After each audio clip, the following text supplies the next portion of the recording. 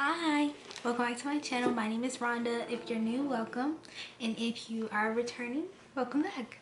So today I'm going to be giving you guys an update on what's been going on because it's been a long time since my last video. I do have a notebook, so I'll be reading from that, and this will be a quick video for today. I don't want to go too deep. I want to do things in separate videos, but this is just a quick overview of what's been going on in the last 8 months since my last video. So let's get started. Just a quick recap. I was in school for medical assisting. My program was 11 months long, and I just graduated this Wednesday. Yeah, I graduated on Wednesdays. So I'm officially Rhonda ccma. But also, since the last video, what I learned in my program was EKG, pharmacology, phlebotomy, and injections. I also completed my 200 hours of externship, which I can make a separate video about if you guys would like to hear about my experience with that. Like I mentioned previously, I graduated my program. I'm gonna quickly go over my positives and negatives for medical assisting school and my overall experience. Just bear in mind, everyone's experience is different. Obviously, we're all different people. We come from different places and are attending different schools. I'm gonna start with the positives, start on a happy note. So one of my positives about medical assisting is that it's a great entry-level job if you're not sure of where you want to start, but you don't want to do nursing assisting. Medical assisting is pretty cool. You do a lot of different things like phlebotomy, EKG. You have a lot of interaction with patients, but you're not bathing patients, picking them up, transporting them, things like that. You don't really do that because, again, medical assistants typically work in doctor's offices or urgent cares. We don't really work in you can work in a nursing home, but it's not the expected place for us to go and work. Another positive is that you learn something new every single day. Medications come out all the time, so you're always learning about new types of medications. There's new medical equipment that comes out all of the time, so you're learning about that. There are reps that come to the doctor's offices. Because of COVID, obviously reps aren't coming as frequently, and some hospital groups are not able to accommodate reps, but I did notice that they come and they bring information about their products. They also send like snacks and stuff. On to the negatives that I personally have with the job. So you are wearing so many hats as one person. So not only are you rooming patients, vaccinating patients, drawing blood work, doing EKGs, you also have the administrative side as well, where you have to chat with patients through like healthcare apps. You have to fax forms, fulfill requests for physicians, make tons of phone calls through the day, file. If you're in a smaller doctor's office, you're probably gonna have to check in and out patients yourself, contact their insurance providers, collect co-pays. So for me, it's just a lot of running around and doing a whole lot of like doing 3 people's jobs in one being. And for me, it's kind of it's kind of overwhelming at times. Again, I have not been hired as a medical assistant yet. I just graduated from school, but during my externship, that is what I witnessed, that you are wearing multiple hats as a medical assistant. And at times, you know, it was cool. It was fun meeting so many patients and learning about so many different people, and seeing how the physician provides like the best care for that patient. But at the same time, there were days where I just felt really overwhelmed. As a student, you are only allowed to do certain things, so I can only imagine how I would have felt if I was able to do everything at the office. Another negative is also as I mentioned, you're wearing so many hats, so with that comes a lot of responsibility.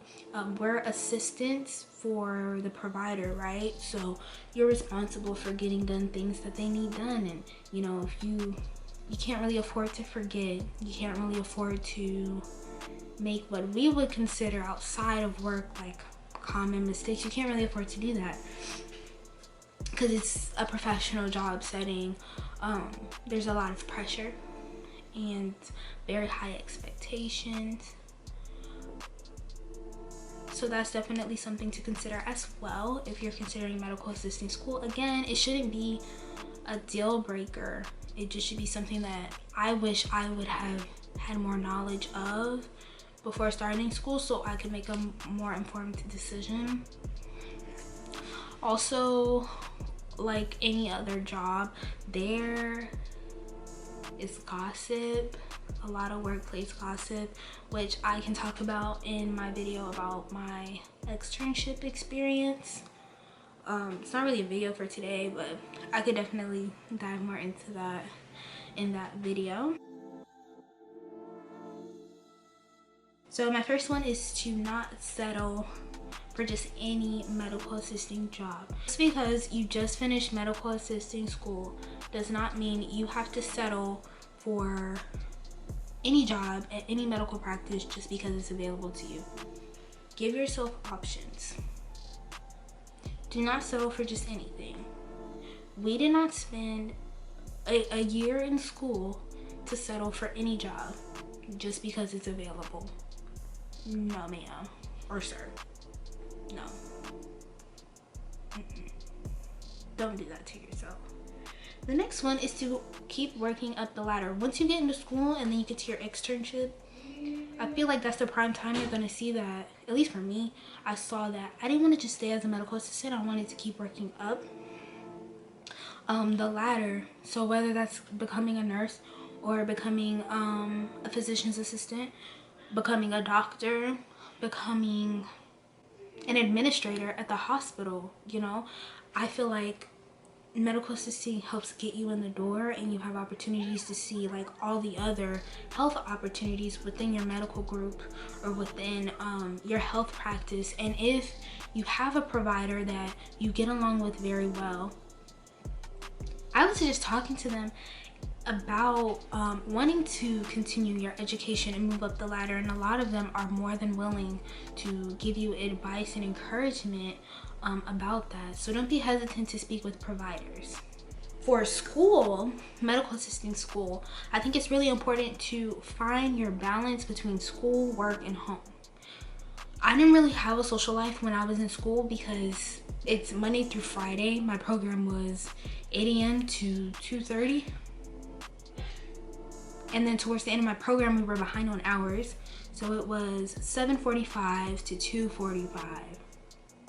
And then right after that, I went to work 3 to 4 days a week. Up until towards the end, I cut it down to 2 days a week because I just could not do it.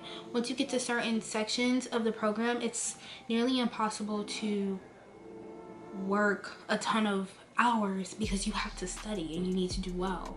Like, it would suck to be this close to finishing your program and you're not passing your exams and therefore you get kicked out of your program. I would say to try to find your balance as soon as possible because that's something that I struggled with, and I thought that I could do everything and I was exhausted all of the time. I was exhausted.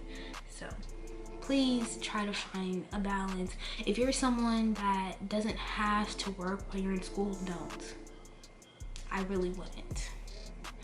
You can afford to work just part-time, do that. If you have to work, just work out the numbers and see what would work best for you. But working every day and doing school every day, it's doable, but just know you may be spread thin. So just keep that in mind because I know they don't talk about it when you start, but I'm gonna talk about it. Piece of advice is to, while you're in school, have fun and make your friends. I don't think I would have made it through my program without my fun group of friends. I turned 21 in May and me and my school friends and my other best friends that aren't in school they came on the trip and we had such a great time together. I truly believe that I'll be friends with these girls long term because we built bonds, we studied together, cried together, stressed together, and we're all encouraging each other to keep going and to keep pushing. So I really think when you're in a program where everyone has common interests, you're gonna find your people, you're gonna find your tribe. You just gotta put yourself out there and be willing to meet new people to create those memorable experiences with them. Into the last portion of my video, I just want to quickly go over what my new goals are and things that I've been considering, just to shed light, because when I started school I wasn't aware of these. If you watch my first video from first week of medical assisting school, you would see that I was saying that I wasn't sure what I wanted to do in healthcare, and I'm still in the same position, but I have a better idea. Considering going to PA school or physician assisting school. I just need to go back to school to get my bachelor's degree. I'm currently working on my associates of arts degree. But yeah, I plan to continue my education, keep it freaking pushing, and trying my absolute best. I could totally make separate videos on how to study for EKG, how to study for pharmacology, how to study for like injections and injection sites. I wouldn't mind making videos on those things. Again, I would just like to know that someone has interest, because that would be awesome. If you made it to this point in the video, let me know if you're currently in school, if you're still considering school, or if you have questions, because I just graduated. I can answer all the questions. So again, thank you so much for watching. I'll see you in my next video. Have a great day.